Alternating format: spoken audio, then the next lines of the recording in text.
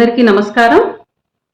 శ్రీ శ్రీ శ్రీ ఆచార్య ప్రబోధానంద యోగీశ్వర్లు వారికి జగద్గురువైన శ్రీకృష్ణ భగవంతునికి నమస్కరించుకుంటూ పరమ పవిత్ర పరిశుద్ధమైన ఈ భగవద్గీతలో జ్ఞానయోగము అనే అధ్యాయంలో 9వ శ్లోకం గురించి ఇప్పటివరకు తెలుసుకున్నాము. ఈ శ్లోకములో భగవంతుని సాకార రూపంలో ఉన్నప్పుడు గుర్తించినది ఒక యోగ మార్గము. ఆయన భూమి మీద ఉన్నప్పుడే గుర్తించటానికి వీలవుతుంది. అది సాకార రూపము. సాకార రూపము ఎల్లప్పుడూ భూమి మీద ఉండదు. లేనప్పుడు మూడు మార్గాలు ఉన్నాయి.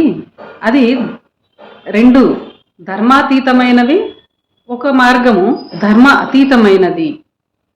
అలా 4 మార్గాలు మోక్షమును పొందటానికి భగవంతుడు మనకి సూచించాడు. ఆ మార్గాలు ఏమిటి అనేది మనం 9వ శ్లోకంలో చూసుకున్నాము.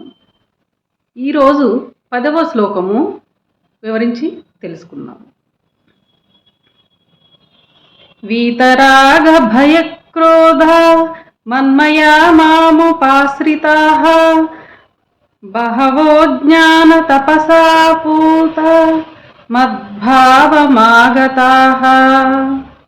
ఈ శ్లోకము సాకారము గురించి తెలియచేశారు.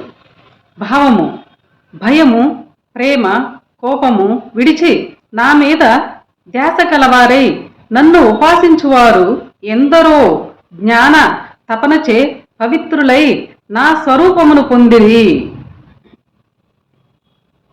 ఇంకొంత వివరం తెలుసుకుంటే, పరమాత్మ సాకారమైన భగవంతుణ్ణి తెలుసుకొనుటకు ఆయన కొన్ని మార్గములు ఈ శ్లోకమున చెప్పాడు. ఈ పద్ధతిలో చాలామంది ముక్తిని పొందారని కూడా తెలియచేశారు. ఆ మార్గములను వివరముగా తెలుసుకుందాము. ప్రేమ, కోపము, భయము వదిలి ధ్యాస నామాయదనే పెట్టుకొనుము అన్నాడు. మానవుల్ని ప్రేమ, కోపము, ద్వేషము వదిలి ధ్యాస నామేదే పెట్టుకొనుము.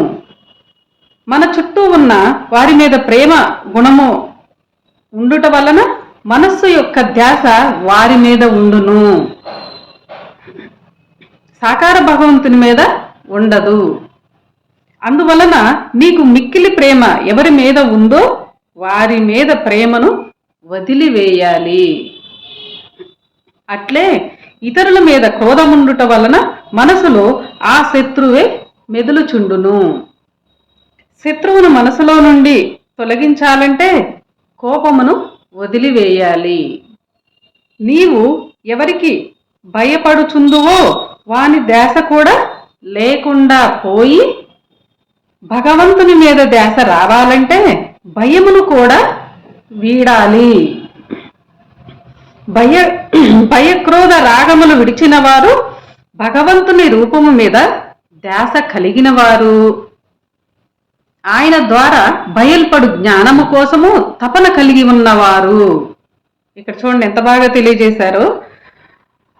భగవంతుని మీద ధ్యాస రావాలంటే, ఇంకా శ్రద్ధ పెంచుకోవాలంటే భయమును కూడా వీడాలి, ప్రేమ వీడాలి, కోపము వీడిపోవాలి, అలాగే భయమును కూడా వీడాలి.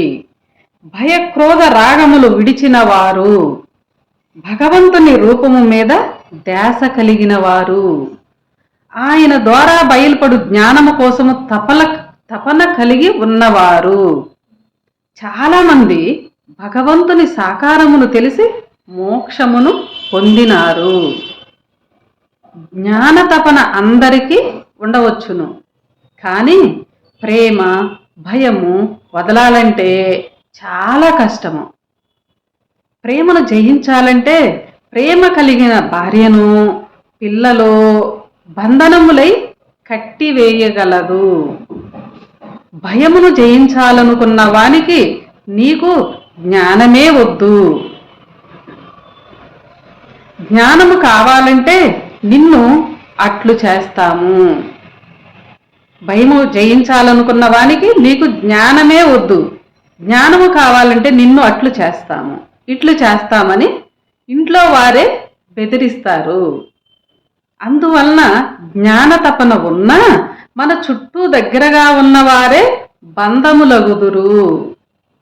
అందుకని భగవంతుడు ఈ శ్లోకములో జ్ఞాన తపన కావాలి, జ్ఞాన తపన దేవుడి మీద శ్రద్ధ భక్తి ఇవే సరిపోదు, ప్రేమని వదులుకోవాలి, భయాన్ని వేడాలి, కోపముని వదిలివేయాలి.